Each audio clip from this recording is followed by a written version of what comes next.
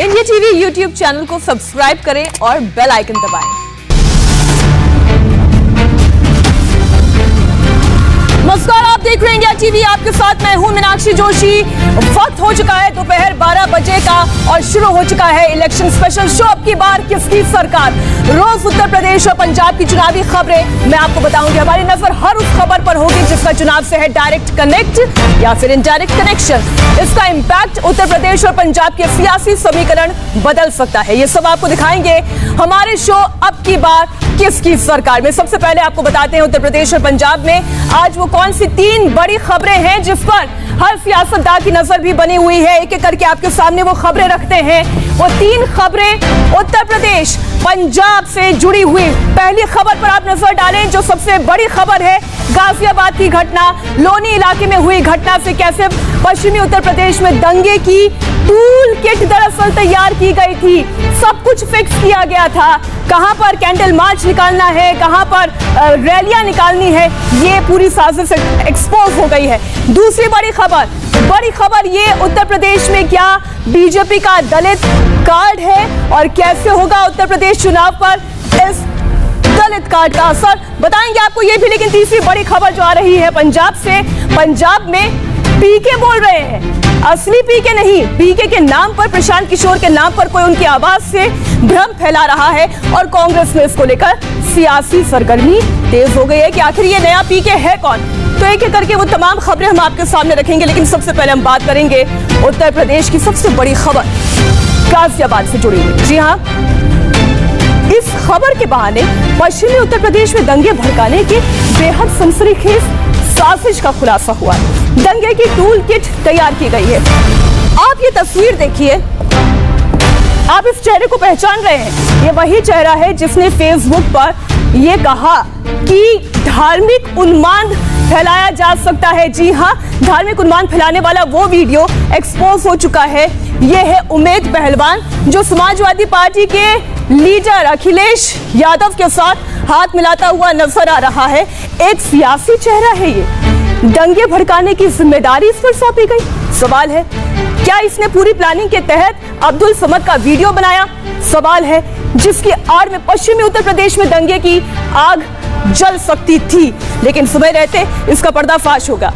उमेद पहलवान पर एफआईआर दर्ज किए जाने के बाद बहुत बड़ा खुलासा हुआ है जिसके मुताबिक उमेद पहलवान को गाजियाबाद की घटना के बहाने पश्चिमी उत्तर प्रदेश में दंगे भड़काने की साजिश का काम दिया गया था। आप ये देखिए, ये चेहरा उमेद पहलवान का फेसबुक लाइव कराकर इसने दंगे भड़काने का काम किया। एफआईआर में ये लिखा गया पश्चिमी उत्तर प्रदेश के कई जिले बरेली, अलीगढ़, सहारनपुर, मुजफ्फरपुर, ये तमाम वो ऐसे जगह हैं जहां पर धार्मिक उन्माद फैलाया जा सकता था। और इसी साजिश का बड़ा मोहरा, बड़ा किरदार कौन? उमेद पहलवान। अब आप ये देखिए फेसबुक लाइव जो किया। अगर इस मुद्दे का खुलासा नहीं होता, अगर ये जानकारी सामने नहीं आती, तो पश्चिमी उत्तर प्रदेश में इन दंगों की आड़ में क्या कोई राजनीतिक लाभ कमाने की तैयारी थी? ये खौफनाक टूल किट से किस किस को टारगेट किया गया, ये तमाम खबरें हम आपके सामने रखेंगे। अब आप ये देखिए, आप समझिए कि पश्चिमी उत्तर प्रदेश में दंगे फैलाने की टूल किट ये कितनी खौफनाक थी और किन जिलों को इसमें टारगेट किया गया। एक एक करके वो जिले भी हम आपके सामने रखते हैं। ये वो जिले हैं पश्चिमी उत्तर प्रदेश का, गाजियाबाद, अलीगढ़, मुरादाबाद, जहां पर दंगे भड़काने की साजिश हुई। ये वो तमाम ऐसे इलाके हैं जो पश्चिमी उत्तर प्रदेश के 10 जिले जहां पर नजर थी। देवबंद, सहारनपुर, शामली, मुजफ्फरनगर।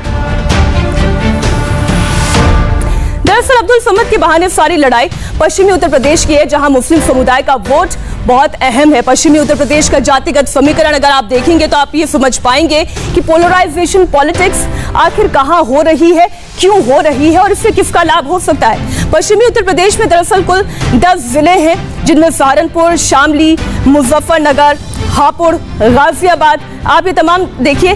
नोएडा यानी गौतम बुद्ध नगर भी इसमें एक आता है, बागपत, बिजनौर, गाजियाबाद, जहां की ये पूरी घटना है।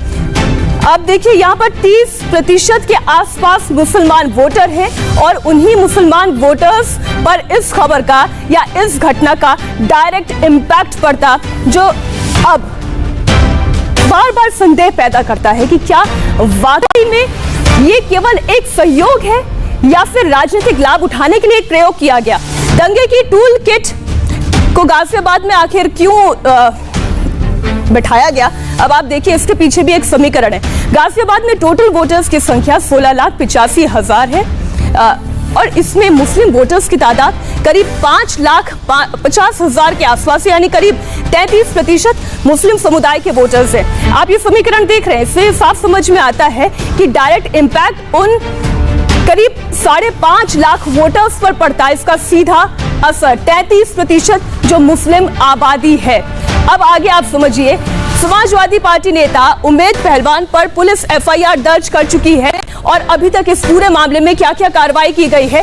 उम्मेद पहलवान, जिसका चेहरा हमने आपको दिखाया, जिसका फेसबुक लाइव आपने देखा, वो उम्मेद पहलवान जो चाहता था कि पश्चिमी उत्तर प्रदेश में गाजियाबाद के इलाके में माहौल खराब हो। अब आप देखिए, उसके ऊपर एफआईआर दर्ज कर ली गई है और इस एफआईआर में फेसबुक के उस वीडियो का जिक्र किया गया है, लाइव वीडियो का जिक्र किया गया है जो धार्मिक उन्माद फैला सकता था। अगर ये खबर सामने नहीं आती, अगर ये खुलासा नहीं होता कि दरअसल जय श्री राम तो बुलवाया ही नहीं गया था, मुद्दा तो राम के नाम का था ही नहीं। उम्मेद पर लगे बहुत सारे आरोप है और इंडिया टीवी के पास इसकी एक्सक्लूसिव डिटेल मौजूद है। आईपीसी की धारा 153A, यानी आप ये देखिए 153A की हम बात कर रहे हैं। आईपीसी की धारा 153A यानी उम्मेद पहलवान ने धर्म के आधार पर नफरत फैलाने की कोशिश की, धर्म के आधार पर नफरत फैलाने की कोशिश का आरोप उस पर है। इस धारा के तहत मामला दर्ज किया गया है। अगली धारा देखिए 295A, जानबूझकर धार्मिक भावनाएं आहत करने का आरोप लगा है।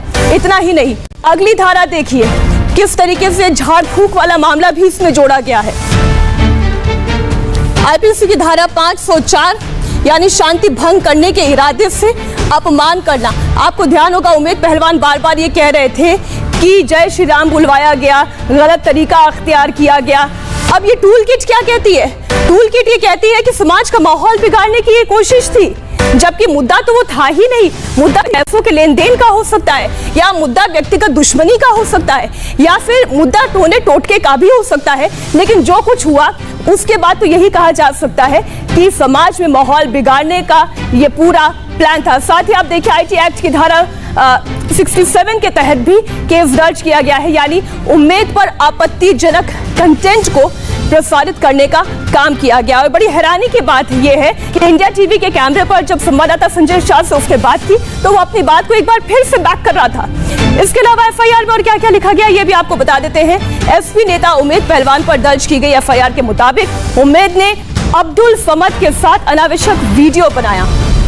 आगे देखिए, ना सिर्फ वीडियो बनाया बल्कि इसे नफरत फैलाने के लिए वायरल भी किया। सच्चाई की पड़ताल किए बिना इस वीडियो को वायरल कर दिया। सांप्रदायिक रंग देकर सांप्रदायिक सौहार्द को खराब करने की कोशिश की।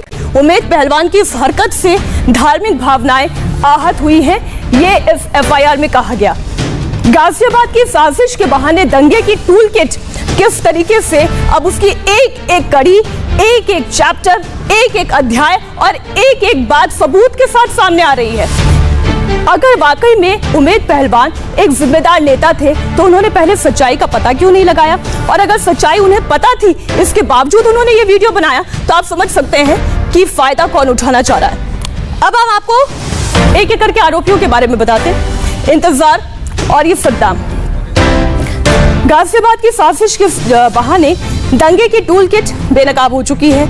एक एक किरदार बेपर्दा हो गया है। इसमें सबसे बड़ा नाम है उम्मेद पहलवान, जिसने झाड़ फूक और आपसी रंजिश में हुई घटना को धार्मिक रंग दे दिया। ये तो पहला नाम हुआ।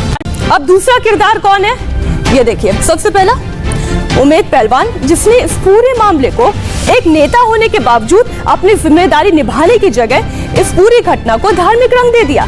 इस पर एफआईआर दर्ज हो गई है, लेकिन अभी उम्मेद पहलवान कहां पर है इसके बारे में किसी को कोई जानकारी नहीं। अगला नाम देखिए, परवेश गुर्जर मुख्य आरोपी है, गिरफ्तार किया जा चुका है। अब्दुल समद को पीटने का इस पर आरोप है और बताया जा रहा है कि परवेश गुर्जर पर ही अब्दुल समद जादू टोना टोटका ये सब कर रहा था, जिसकी वजह से उसने पिटाई की। अगला नाम देखिए, कल्लू आदिल है जो आरोपी है। इसने प्रवेश गुर्जर के साथ अब्दुल समद को पीटने में पूरा साथ दिया। उसे भी गिरफ्तार किया जा चुका है। पीटने में सहयोग इस व्यक्ति का भी था, आदिल का, जो गिरफ्तार हो चुका है। अब इंतजार देखिए, जो प्रवेश का दुश्मन है, इसी के कहने पर ये कहा जा रहा है कि अब्दुल समद ने प्रवेश गुर्जर पर टोना टोटका करवाया। 5 लाख के रुपए के लेन देन का भी कुछ मामला है और अब इसकी भी गिरफ्तारी हो चुकी है। 5वां नाम देखिए, पोली आरिफ का नाम है, जो अब्दुल समद की पिटाई में शामिल था। इसकी भी तलाश जारी है और अब्दुल समद ने खुद अपने बयान में कहा था कि कुल 4 लोग थे और मैं उनको देखूंगा तो मैं उनकी पहचान कर लूंगा। और अब संवाददाता पवन नारा इस खबर पर हमारे साथ जुड़ गए।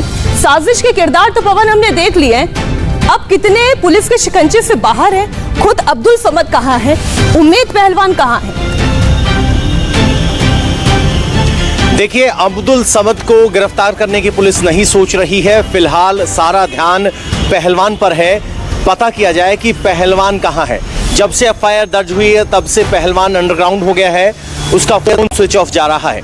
पुलिस इस बात की इन्वेस्टिगेशन कर रही है कि उमेद पहलवान की जो कॉल डिटेल रिकॉर्ड्स हैं उससे पता किया जाए कि वो कहां कहां और किन किन से संपर्क में था। एक गौर करने वाली बात यह है कि जब ये पूरा मामला का पटापेक्ष हो गया, पता चल गया कि ये मामला असल में है क्या, उसके बावजूद कल देर रात अनूप शहर, बुलंदशहर में जाके भीड़ इकट्ठा करके फिर एक बार वही बातें की गई और उसके जरिए कहा गया कि हम मुसलमान हैं और हम मुसलमान ही पैदा हुए, मुसलमान ही मरेंगे। इस तरह का एक और फेसबुक लाइव किया गया, यानी अपने आप को मुस्लिम लीडर के तौर पर प्रोजेक्ट करना चाहता है उमेद पहलवान। आप एक बात बताएं, कोशिश में उमेद पहलवान जिसको पुलिस ढूंढ रही है, जिस पर आरोप भी लगा है, एफआईआर भी दर्ज हो गई है, वो एक बार फिर से फेसबुक लाइव करने की हिम्मत कर पा रहा है। पुलिस क्या कर रही है?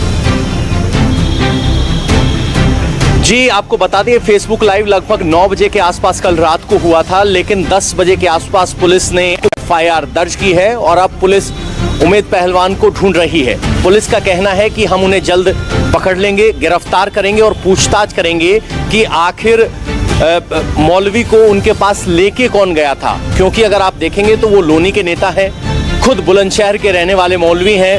वो लोनी में एक गांव में आए थे, तो अगर कोई पीड़ित आदमी है तो या तो गांव के किसी नेता से या मौजूद आदमी से मिलेगा या स्थानीय निवासी जहां का है वहां से मिलेगा।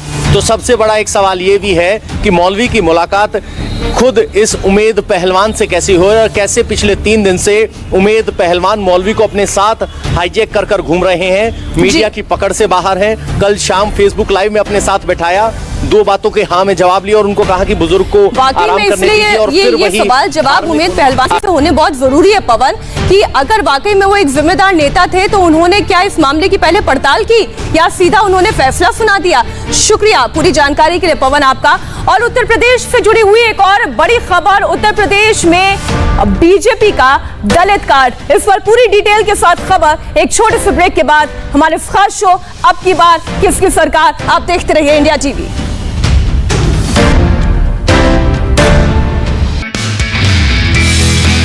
नमस्ते, मैं हूं मीनाक्षी जोशी। वीडियो और खबरों से अपडेट रहने के लिए India TV YouTube channel subscribe करें, बेल आइकन दबाना ना भूलें। जुड़े रहें इंडिया टीवी के साथ।